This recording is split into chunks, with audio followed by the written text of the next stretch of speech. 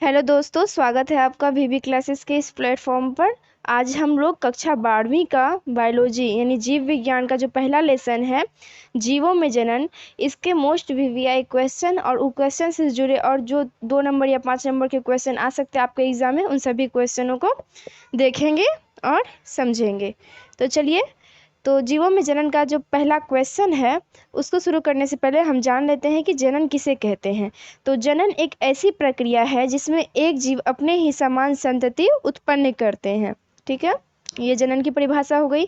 अब पहला क्वेश्चन जो है ऑब्जेक्टिव, वो है कि द्विखंडन किसमें पाया जाता है। तो इसका आंसर हो जाएगा अमीबा एवं पैरामीशियम में। ये क्वेश्चन जो है बोर्ड एग्जाम में 2021 में पूछे गए हैं। अब जानते हैं कि आखिर द्विखंडन होता क्या है। तो देखिए, अलैंगिक जनन का एक प्रकार है द्विखंडन। द्विखंडन जो है वो एक अलैंगिक जनन का प्रकार है। इसमें जनक का शरीर 2 भागों में विभक्त होकर अपनी जैसी संतति का निर्माण करते हैं। ठीक है, इसमें जो जनक का शरीर होता है वो 2 भागों में बढ़ जाता है और अलग अलग संतति का निर्माण करता है। इस प्रक्रिया को ही हम लोग क्या कहते हैं, द्विखंडन कहते हैं। इसका उदाहरण है, यानी कि जिस जीवों में ये पाया जाता है द्विखंडन प्रक्रिया, उसका उदाहरण है अमीबा, यूग्लिना और पैरामीशियम। ठीक है, अब क्वेश्चन नंबर 2 को देखते हैं। क्वेश्चन नंबर 2 है कि कायिक प्रवर्धन में क्या संभव है। तो इसका आंसर याद रखिएगा, अलैंगिक जनन। ये क्वेश्चन भी बोर्ड एग्जाम में 2021 में पूछे गए। तो चलिए हम लोग समझते हैं कि आखिर कायिक प्रवर्धन किसे कहते हैं। ये सारे क्वेश्चन भी जो आपके हैं 2 नंबर क्वेश्चन में पूछे जा सकते हैं। चलिए जानते हैं कायिक प्रवर्धन क्या है। तो पादपों में अलैंगिक जनन का एक प्रकार है। कायिक प्रवर्धन जो होता है वो पादपों में अलैंगिक जनन का एक प्रकार होता है। इसमें पादप के कायिक भाग जैसे पत्तियां, तना, जड़ आदि से नई संतति का विकास होता है। एग्जाम्पल है इसका ब्रायोफाइलम, आलू, लहसुन, हल्दी। इन सब के कायिक भागों से नए प्रवर्ध निकलते हैं जो नई संतति को उत्पन्न करते हैं, उनका विकास होता है। यही प्रक्रिया कायिक प्रवर्धन कहलाती है। अब चलिए क्वेश्चन नंबर 3 देखते हैं। इसमें है कि जब संतति जनक एकल द्वारा उत्पन्न होती है तब यह कहा जाता है। तो इसका आंसर हो जाएगा अलैंगिक जनन। ये क्वेश्चन भी बोर्ड एग्जाम में 2015 और 2021 में पूछे गए हैं। अब क्वेश्चन नंबर 4 कि मानव युग्मकों में गुणसूत्रों की संख्या होती है। यानी कि मानव का जो युग्मक होता है, चाहे वो नर युग्मक हो चाहे वो मादा युग्मक हो, इसमें गुणसूत्रों की जो संख्या होती है वो 23 होती है। अब चलिए क्वेश्चन नंबर 5 देखते हैं। इसमें है कि अदरक में कायिक प्रवर्धन किसके द्वारा होता है। इसका आंसर हो जाएगा राइजोम के द्वारा। ठीक है, ये क्वेश्चन भी 2020 में पूछा गया था, तो ध्यान रखिएगा इस क्वेश्चन का भी। अब क्वेश्चन नंबर 6 है कि किसमें पादप काय और अगुणित होता है। यानी कौन सा ऐसा पादप है जिसका जो है पादप काय अगुणित होता है। तो इसका याद रखिएगा शैवाल, कवक और ब्रायोफाइलम। ये क्वेश्चन भी 2020 में बोर्ड एग्जाम में पूछे गए थे। चलिए अब क्वेश्चन नंबर 7 देखते हैं। क्वेश्चन नंबर 7 है कि पादप में एम्फीबियन या उभय स्थानी किसे कहा जाता है। तो इसका आंसर याद रखिएगा ब्रायोफाइटा को। यानी पादप में जो उभय स्थानी है वो ब्रायोफाइटा है। ये क्वेश्चन भी 2019 में पूछा गया था। अब क्वेश्चन नंबर 8 देखते हैं। इसमें क्या है कि कौन जंतु उभयलिंगी नहीं है। अगर आपको ऑप्शन दिया आए, 4 ऑप्शन होगा, तो उसमें से आपको बताना है कि कौन सा जंतु उभयलिंगी नहीं है। तो इसका आंसर हो जाएगा घरेलू मक्खी। ठीक है, तो चलिए जानते हैं कि आखिर उभयलिंगी किसे कहते हैं। तो उभयलिंगी जंतु उन्हें कहा जाता है जिसमें नर युग्मक एवं मादा युग्मक का निर्माण एक ही शरीर में होता है। ठीक है, यानी नर युग्मक और मादा युग्मक दोनों युग्मक एक ही शरीर में बनते हैं, इसलिए ये जो है जीव उभयलिंगी कहलाते हैं। इसके उदाहरण हैं केचुआ और टैपवर्म। याद रखिएगा इसको भी। अब क्वेश्चन नंबर 9 को देखते हैं। इसमें है कि मुकुलन द्वारा जनन किसमें पाया जाता है। तो इसका आंसर याद रखिएगा यीस्ट में। ठीक है, ये क्वेश्चन भी 2015 में पूछे जा चुके हैं। जानते हैं कि मुकुलन किसे कहते हैं। अलैंगिक जनन का एक प्रकार है। ठीक है, ये जो मुकुलन है वो अलैंगिक जनन का एक प्रकार है। इसमें क्या होता है कि जनक के शरीर पर छोटे से प्रवर्ध का निर्माण होता है जिसे कलिका कहते हैं। ये आगे चलकर यह नई संतति में परिवर्तित हो जाती है। यानी कि जनक के शरीर से एक कलिका निकलती है जो आगे चलकर नई संतति का निर्माण करती है। इसका जो उदाहरण हो जाएगा वो हो जाएगा ईस्ट और हाइड्रा। अब हम लोग जानते हैं कि आखिर मुकुलन तो हम लोग समझ गए कि मुकुलन क्या होता है, इसके उदाहरण जान गए कि ईश और हाइड्रा। ठीक, अब क्वेश्चन नंबर 10 इसमें है कि अंड प्रजक हैं। आपको ऑप्शन दिया रहेगा, उसमें से पूछा जाएगा कि अंड प्रजक इनमें से कौन है। तो इसका आंसर हो जाएगा मुर्गी, सांप और मगरमच्छ। ठीक है, ये क्वेश्चन भी 2015 में पूछा गया था। अब जानते अब समझ लेते हैं कि आखिर अंड प्रजक कहते किसे किसे हैं। तो हो जाएगा क्या कि वैसे जीव जो अपनी संतति को अंडे के रूप में जन्म देते हैं अंड प्रजक कहलाते हैं। ठीक है, वैसा जीव जो अंडे के रूप में अपनी संतति को जन्म दे, इन्हें ओविपोरस भी कहा जाता है, अंड प्रजक और ओविपोरस। अब क्वेश्चन नंबर 11 इसमें है कि एक लिंगी जीव है। आपको दिया रहेगा ऑप्शन में 4 ऑप्शन, इसमें से हो जाएगा पपीता, यानी कि एक लिंगी जीव के जो उदाहरण है वो है पपीता। अब जानते हैं कि एक लिंगी किसे कहते हैं। तो वैसे जीव जिनमें नर तथा मादा युग्मक का निर्माण अलग अलग शरीर में होता है उसे हम लोग क्या कहते हैं, एक लिंगी जीव कहते हैं। ठीक है, इसके जो अन्य उदाहरण है यानी पपीता के अलावा जो इनके उदाहरण हो सकते हैं वो हैं मार्केशिया, खजूर। ठीक है, अब क्वेश्चन नंबर 12 इसमें है कि पेनिसिलियम उत्पादित करता है। इसका आंसर हो जाएगा मीटोस्पोर एवं जूस्पोर। जो पेनिसिलियम है वो मीटोस्पोर और जूस्पोर उत्पादित करता है। ठीक है, तो जानते हैं कि आखिर मीटोस्पोर, पहले जान लेते हैं कि स्पोर किसे कहा जाता है। स्पोर या बीजाणु के उदाहरण क्लेमाइडोमोनास एवं पेनिसिलियम, यह जो है जूस्पोर उत्पादित करते हैं। जो क्लेमाइडोमोनास है और पेनिसिलियम है ये जूस्पोर उत्पादित करते हैं। पेनिसिलियम कोनिडिया उत्पादित करता है और राइजोपस जो होता है वो क्लेमाइडोस्पोर उत्पादित करता है। स्पंज जम्यूल उत्पादित करता है। ये सभी जो है जो मतलब कि पादप सब हैं वो क्या क्या उत्पादित करते हैं स्पोर के रूप में, वही बताया गया है। ये क्वेश्चन जो है 2022 में पूछा जा चुका है। आपसे क्वेश्चन ऐसे भी पूछ सकता है कि स्पंज क्या उत्पादित करता है। तो याद रखना पड़ेगा कि स्पंज जो है वो जम्यूल उत्पादित करता है। फिर पूछा जाएगा कि राइजोपस कौन सा स्पोर उत्पादित करता है। तो याद रखिएगा क्लेमाइडोस्पोर। फिर पेनिसिलियम क्या उत्पादित करता है, तो कोनिडिया उत्पादित करता है। ठीक है, इस तरह से क्वेश्चन आएंगे। अब चलिए क्वेश्चन नंबर 13 देखते हैं। इसमें है कि कौन द्विगुणित संरचना है। इसका आंसर हो जाएगा युग्मनज। युग्मक जो होता है वो एक गुणित और जो युग्मनज बनता है यानी युग्मकों के जोड़ से जो युग्मनज बनता है निषेचन के फलस्वरूप वो द्विगुणित संरचना होती है।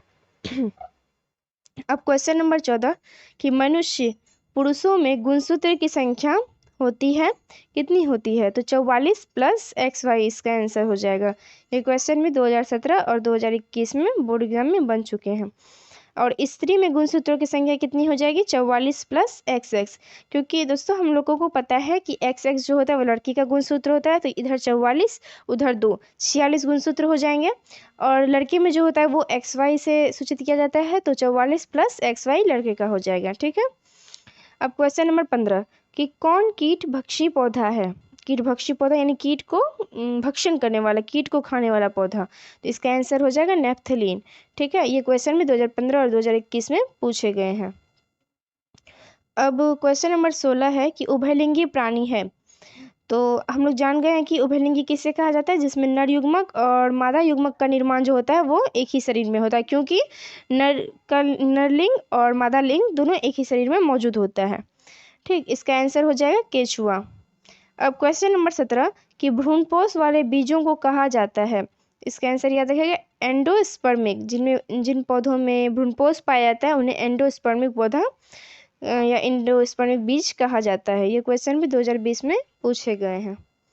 अब क्वेश्चन नंबर 18 यह है कि वह पौधा जो जलीय वातावरण में नहीं पाए जाते हैं। तो इसका आंसर हो जाएगा बबूल। यानी बबूल एक ऐसा पौधा है जो जलीय वातावरण में नहीं पाए जाते। ये क्वेश्चन भी बोर्ड एग्जाम में 2020 में पूछा जा चुका है। अब क्वेश्चन नंबर 19 कि युग्मक सामान्यतः किस प्रकार के होते हैं। तो इसका आंसर हो जाएगा हैप्लॉइड, यानी कि अगुणित। युग्मक जो होते हैं वो अगुणित या एक गुणित होते हैं, लेकिन युग्मकों के निषेचन से जो संरचना बनती है यानी युग्मनज वो द्विगुणित संरचना होती है। ये क्वेश्चन भी कितना 2019 में पूछा गया था बोर्ड एग्जाम में। अब क्वेश्चन नंबर 20 इसमें है किस पौधे के प्रजातियों में बीज का उत्पादन असंग जनन द्वारा होता है। ठीक है, यानी असंग जनन द्वारा किस पौधे में बीज का उत्पादन होता है? तो इसका आंसर हो जाएगा ऑस्ट्रेसिया एवं घास।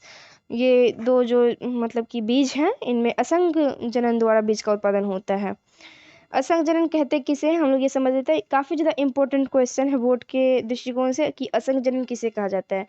याद रखिए कि असंग जनन यह लैंगिक जनन की ही नकल करता है।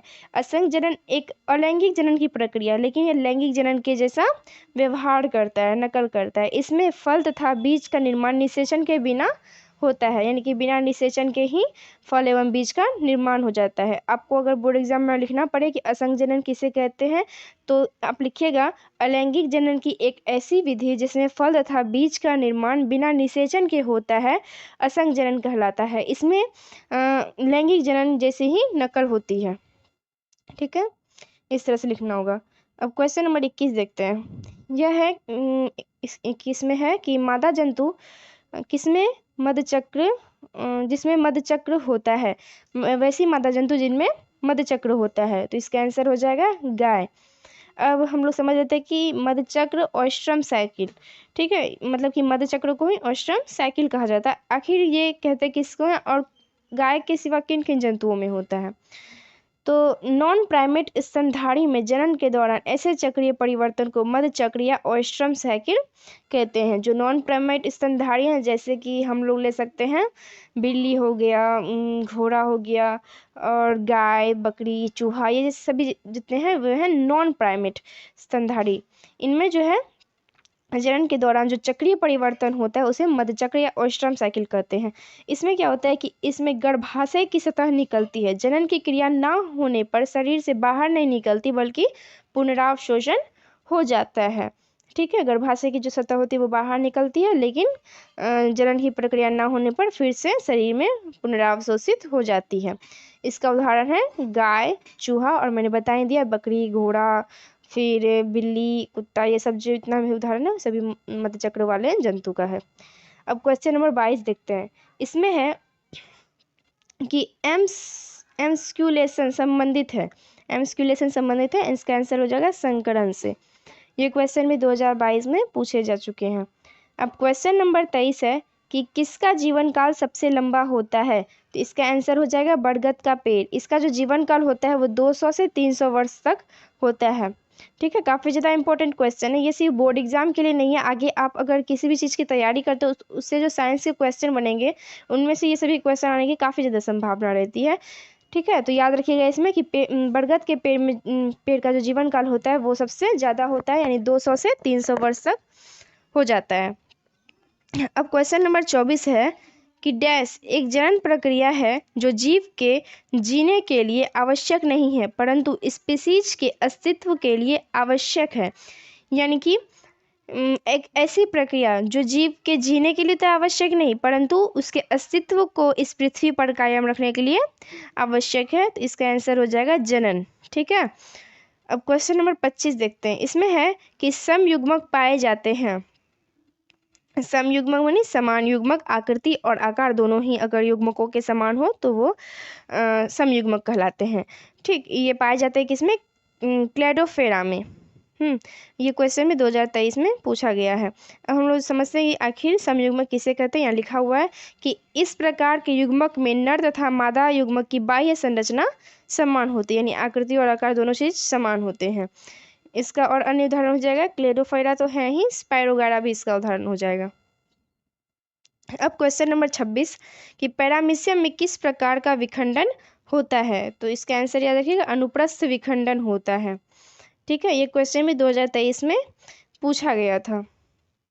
कुछ और उदाहरण देखते हैं जिनमें कि विखंडन होता है। तो अमीबा में साधारण या सरल विखंडन होता है। अमीबा भी एक कोशिकीय जंतु जिसमें विखंडन प्रक्रिया द्वारा ही जनन होता है।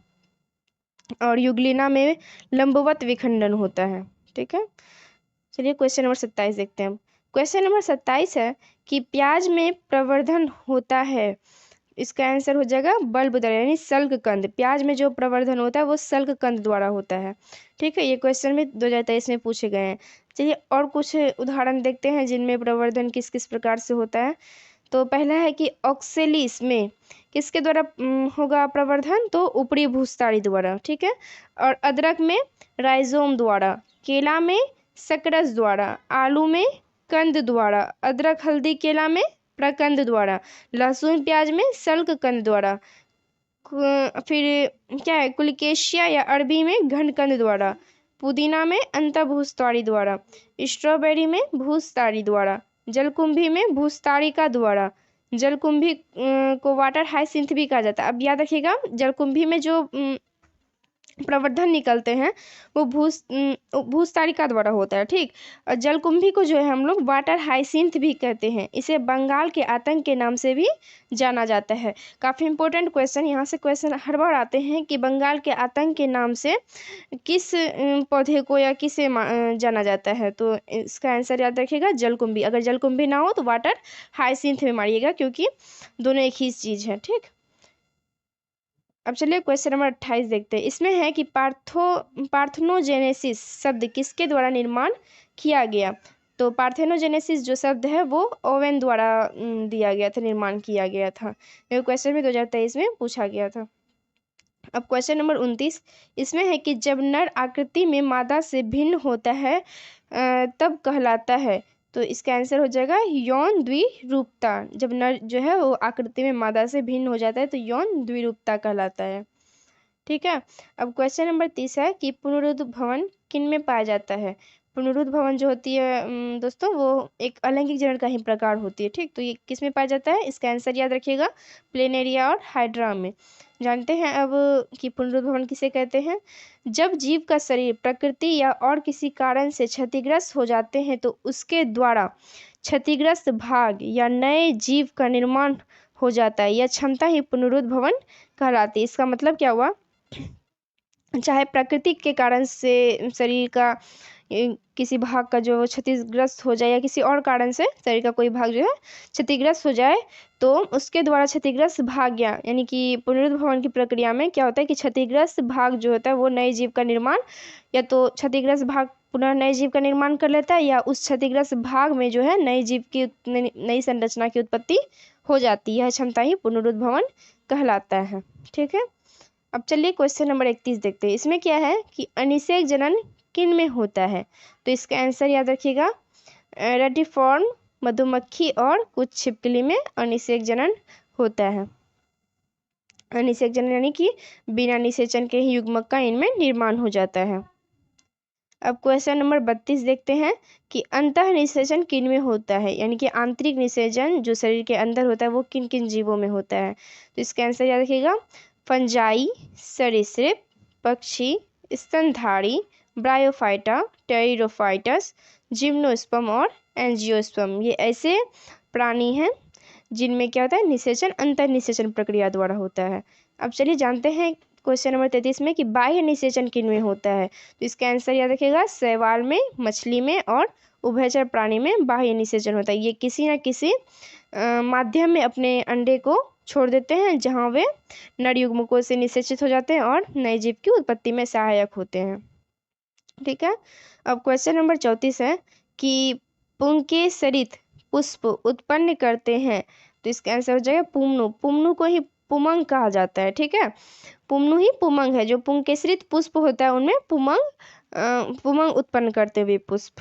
अब क्वेश्चन नंबर 35 है कि बगैर निषेचन के मादा गैमेट से नए जीव का विकास कहलाता है। वही क्वेश्चन जो मैंने आपको ऊपर बताया था कि अनिषेक जनन किसे कहते हैं, जिसमें मादा युग्मक के जो मतलब मादा गैमेट्स जो होते हैं वो बिना निषेचन के ही बीज में परिवर्तित हो जाते हैं, ठीक है। ये प्रक्रिया क्या कर लेती है, अनिषेक जनन। इसका आंसर याद रखिएगा अनिषेक जनन कहलाता है। क्वेश्चन नंबर 36 देखते हैं। इनमें क्या है कि कौन से जंतु ऋतुस्राव को दर्शाते हैं। जैसे कि हम लोगों ने अभी थोड़ी देर पहले पढ़ा कि जो मधुचक्र होता है वो गाय में पाया जाता है, ठीक है। उसी तरह से जो जंतु में होता है एक और चक्र ऋतुस्राव चक्र, वो किन किन जीवों में पाया जाता है। इसका आंसर है गोरिल्ला में, चिंपैंजी में, बंदर में और मनुष्य में। ये 4 जीव ऐसे हैं जिनमें ऋतुस्राव चक्र पाया जाता है। अब हम लोग चलिए समझते हैं कि ऋतुस्राव चक्र किसे कहते हैं। आपको एग्जाम में इसका पूरा डिफिनेशन किस प्रकार लिखना है, तो लिखिएगा आप लोग कि वैसे चक्रीय परिवर्तन जो जनन अवस्था के दौरान प्राइमेट स्तनधारियों में होते हैं अर्तव चक्र या ऋतुस्राव चक्र कहलाते हैं। इसमें गर्भाशय की सतह में जनन की क्रिया न होने पर आंतरिक सतह नियमित रूप से नष्ट होती है और जो रुधिर के साथ शरीर से बाहर निकलती है। ठीक है, तो ये प्रक्रिया जो है ऋतुस्राव चक्र कहलाती है। ये ऐसी प्रक्रिया बंदर, कपी और मनुष्यों में होती है। अब चलिए क्वेश्चन नंबर 37 देखते हैं। इसमें क्या है कि कौन मोनोकार्पिक पौधा है, या मोनोकार्पिक का पहले हम लोग मतलब समझ लेते हैं तब इसका आंसर देखेंगे। तो वैसे पादप जो अपने जीवन काल में एक बार फूल बनाते हैं मोनोकार्पिक कहलाते हैं। ठीक है, अपने पूरे जीवन काल में जितने वर्ष वो पौधा जीवित रहेगा उतने वर्ष में मात्र एक बार फूल जो देते हैं वैसे पादप जो होते हैं वो मोनोकार्पिक पादप कहलाते हैं, यानी मोनोकार्पिक पौधे कहलाते हैं। तो इसका जो आंसर है वो है बांस। इसके अलावा जो होगा वो है गेहूं और चावल। ठीक है, इसके एक और पौधे में जो नाम है वो है नीला कुरेंजी। वो जो नीला कुरेंजी है वो 12 वर्ष में मात्र एक बार पुष्प देता है, उसके बाद वो पौधा जो है नष्ट हो जाता है। ठीक है, नील कुरेंजी या नीला कुरेंजी भी आप लोग याद रखिएगा। अब क्वेश्चन नंबर 38 कि किस जीव में क्रोमोसोम की संख्या अधिकतम होती है, तो इसका आंसर याद रखिएगा ऑफियोग्लोसम में क्रोमोसोम की संख्या जो होती है वो सबसे अधिक होती है, यानी अधिकतम होती है। ठीक है, अब क्वेश्चन नंबर 29 कि क्लोन्स वे जीव होते हैं जिसमें यह बिल्कुल समान होता है। तो आपको ये क्वेश्चन जो दिया गया है इसे ध्यान से देखिएगा कि क्लोन कहा जाता है कि क्लोन वे जीव होते हैं जिनमें ये संरचनाएं बिल्कुल समान होती है। तो इसका आंसर हो जाएगा आनुवांशिक रूप। क्लोन्स के आनुवांशिक रूप पूर्णतः समान होते हैं।